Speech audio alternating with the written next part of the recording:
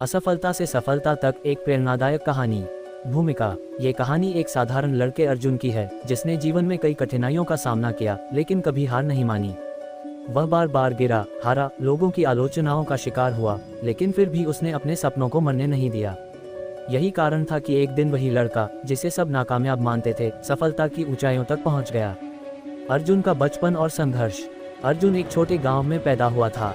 उसके पिता एक किसान थे और मां एक गृहिणी। घर की आर्थिक स्थिति बहुत अच्छी नहीं थी, लेकिन अर्जुन का सपना था कि वह अपने परिवार की हालत बदले। बचपन से ही उसे पढ़ाई में ज़्यादा दिलचस्पी नहीं थी। स्कूल में उसके नंबर कम आते थे, जिसके कारण शिक्षक और सहपाठी उसे अक्सर ताना मारते। तुमसे कुछ नहीं होगा, तुम जिंदगी में कुछ नहीं कर पाओगे। ये शब्द अर्जुन को अंदर तक चुभते थे, लेकिन उसने हार नहीं मानी।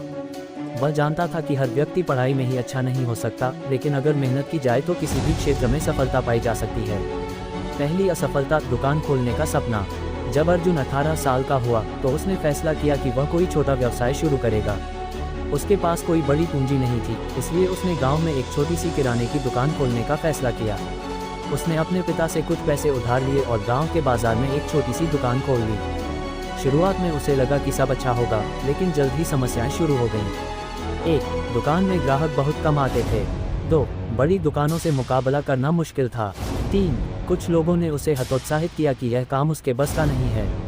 3 महीने बीत गए और उसे लगातार घाटा होता रहा। वह निराश हो गया, लेकिन उसने हार नहीं मानी। सीख और दूसरी शुरुआत। अर्जुन ने सोचा कि अगर उसे सफल होना है तो उसे कुछ नया सीखना होगा।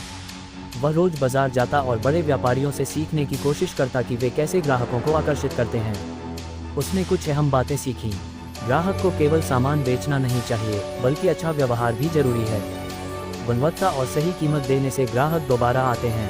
दुकान की सजावट और मार्केटिंग भी बहुत जरूरी होती है। इस सीख के बाद अर्जुन ने अपनी दुकान में कुछ बदलाव किए। 1. उसने ग्राहकों के लिए छोटे छोटे डिस्काउंट और ऑफर शुरू किए। 2. दुकान को साफ सुथरा और आकर्षक बनाया। 3.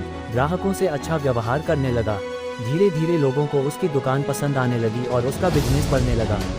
नई ऊंचाइयों की ओर अर्जुन की मेहनत रंग लाने लगी। जो लोग कभी उसका मजाक उड़ाते थे, अब वही उसकी दुकान से सामान खरीदने आने लगे। कुछ वर्षों में उसकी छोटी दुकान एक बड़ी जनरल स्टोर बन गई। लेकिन अर्जुन यहीं नहीं रुका। उसने सोचा कि अगर वह और बड़ा व्यापार करना चाहता है तो उसे और सीखना होगा।